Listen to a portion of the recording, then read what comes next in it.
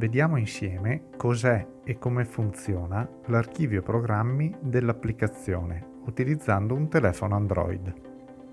L'applicazione Memo Wi-Fi mette a disposizione un'area personale chiamata archivio programmi che consente di creare, salvare e modificare i propri programmi sul cloud e di poterli successivamente inviare ai propri dispositivi.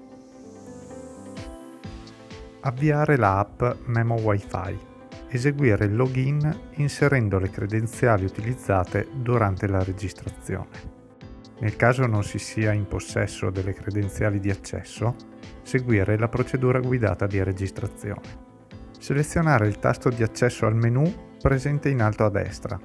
Selezionare Archivio programmi.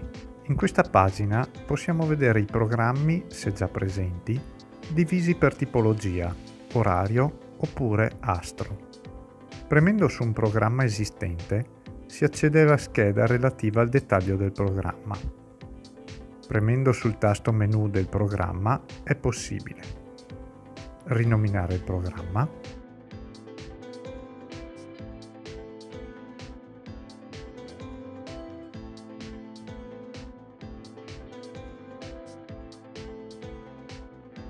modificarne le impostazioni,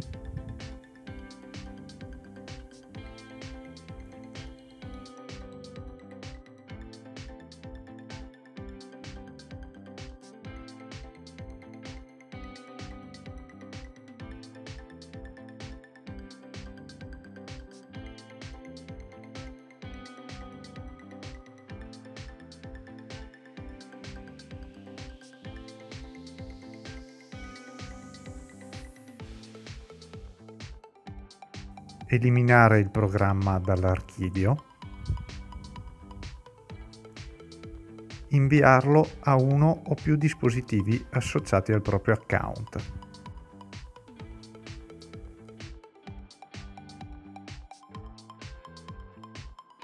Ricordiamo che i Memo Wi-Fi possono essere utilizzati indifferentemente come interruttori orario o astro.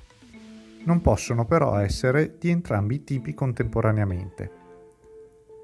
Non è quindi possibile inviare programmi di tipologia astro qualora sul Memo Wi-Fi selezionato siano già presenti programmi di tipo orario.